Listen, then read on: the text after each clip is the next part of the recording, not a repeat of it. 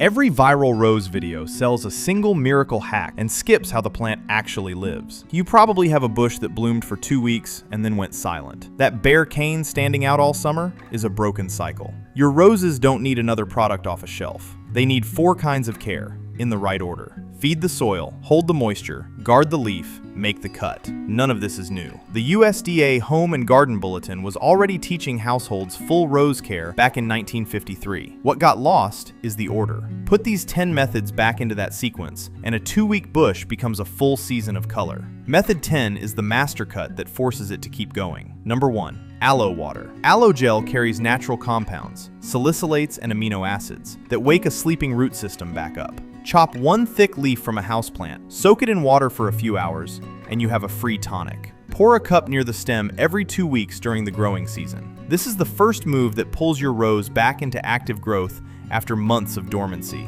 No bottled hormones, no measuring powders. The honest catch is steeping ahead of time. The reward? Thick emerald stems and a noticeably higher bud count showing up within the first few weeks. Number 2. Coffee grounds. Used coffee grounds release nitrogen in the lazy, steady way roses prefer. Carry your morning filter outside. Sprinkle a thin layer around the drip line once a month during spring and summer. Dust it on lightly. A thick mat blocks water and locks up the very nitrogen you're trying to give. Done right, every leaf takes on a deep, waxy shine that looks almost polished. Number 3. Eggshell water. Stop throwing away free trace minerals. Boil clean eggshells in a pot, let the water cool to room temperature, then soak the roots every 3 weeks. The mineral wash settles into the soil and feeds the root zones slowly over time, supporting the cell structure that lets stems stand straight under heavy blooms. No grinding shells into powder, just a little patience while the pot cools. What you get? Stems holding up bright white flowers without a single droop. Number 4. Onion peel water. Dry onion skins steeped overnight in a jar make a potassium-rich tea that helps the bush handle heat and water stress through the hardest weeks of the year. Give your roses a quart once a month through the hottest weeks. Your watering can might smell faintly like soup for an hour. That's the trade. The proof shows up as crimson petals that don't fade or wilt in the afternoon sun. Number 5. Potato method. A raw potato holds enough moisture and starch to keep a rose cutting alive through its first weeks in the ground. The starch slowly breaks down and feeds the cutting while it sends out its first roots. Most cuttings fail at this exact stage from drying out. This is how one cutting becomes a whole new rose. Poke a hole through a medium potato, push a fresh rose cutting deep into it, and bury the whole thing under 2 inches of damp soil. Keep the area watered for the first month. No greenhouse, no plastic dome, no rooting powder. You'll see a new cane pushing up through the soil with the small, soft green leaves of a rose just starting out, usually 4 to 6 weeks after burying. Number 6. Rice water. The starch in rice rinse water feeds the microbes already living in your garden soil, the bacteria and fungi that turn raw nutrients into forms rose roots can absorb. Save the water from washing or cooking rice and pour it around the base of the bush whenever you have some on hand. It's a habit that builds soil biology over months, not days. The first month, nothing visible changes. By the third, the soil itself feels different, darker, looser, with more earthworms moving through it. Use only water with no salt or oil. Both damage roots. Above ground, the signal is a steady increase in the number of buds the bush sets through summer. Nutrients in the soil need steady water to reach the leaves. You fed the roots 6 ways with what's already in your kitchen. Now lock that energy in place. Number 7. Deep watering. Leave the hose on a slow drip at the base of the plant for 20 minutes once a week. The water travels straight down through the soil, and the root system follows it. Roots that grow deep find moisture in the cool earth, even when the surface is baking. A quick daily spray on the leaves does the opposite. Shallow roots, weak structure, more wilting in heat, more flopping under bloom weight. 20 minutes a week beats 5 minutes a day, every time. No timers, no drip systems. One caution. Skip this on heavy clay. Slow, deep watering on clay can pool and rot the roots. On clay soil, water shorter and more often. On loamy or sandy soil, you'll see plump petals that hold their shape straight through the hottest afternoons. Number 8.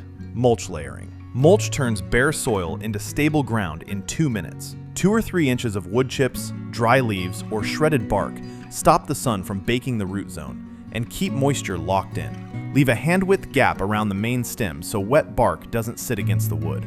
Lay it once in spring, refresh in fall. Slugs might move in. That's the honest trade-off.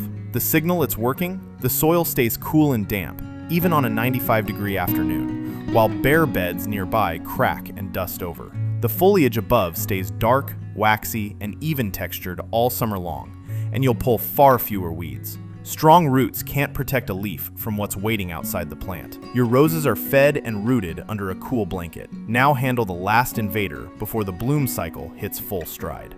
Number 9. Garlic spray. Sulfur compounds released when you crush garlic disrupt the fungal spores that cause black spot and irritate the soft-bodied insects, aphids, mites, thrips, that feed on rose leaves. Blend 3 or 4 cloves with water, strain it into a spray bottle, and mist the green parts of the bush. Use it once a week if you see spots or insect damage starting, only when you see signs, not on a schedule. No mask, no gloves, no harsh poisons. One thing to watch, spray only the affected leaves, never the open flowers. The same compounds that deter aphids also harm bees and the ladybugs that already protect your roses for free. Used in the right places, you'll keep the foliage clean. No black blotches, no chewed holes.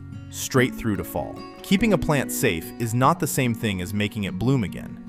That's why the final step changes everything. Number 10. The master cut. The master cut is really 2 cuts on different rhythms. A small one through summer, and a bigger one once a year. Cutting off faded flowers tells the rose it has not finished its job for the season. The plant stops putting energy into making seed and sends it back into new buds. Snip each spent bloom down to the first set of 5 leaves the moment the petals brown. A 5-minute pass with the pruners, once a week through summer. That keeps the plant in constant production. The bigger cut is different. In early spring, before the first leaves push out, take the whole bush down by 1/3 to 1/2. Cutting hard at the right moment forces the rose to build a stronger frame, and the season that follows produces the densest flush of the year. Get the timing wrong, late summer or fall, and you'll lose the next bloom cycle. Early spring only. You'll see new buds forming within weeks of the cut, and a bush carrying flowers from late spring through the first frost. You've put back the system that commercial shortcuts replaced. The 10 techniques you've seen online were never the secret. The secret was always the order they belong in. The full sequence. Feed the soil, hold the moisture, guard the leaf, make the cut. Only works when you stop running each piece alone. There's nothing new to buy, no secret product to chase. Continuous blooming still depends on your rose variety, your climate, and your consistent care. But these methods wake up reblooming roses that were always capable of this display. The order was never lost. It was just set aside while bottles took its place. You've put it back.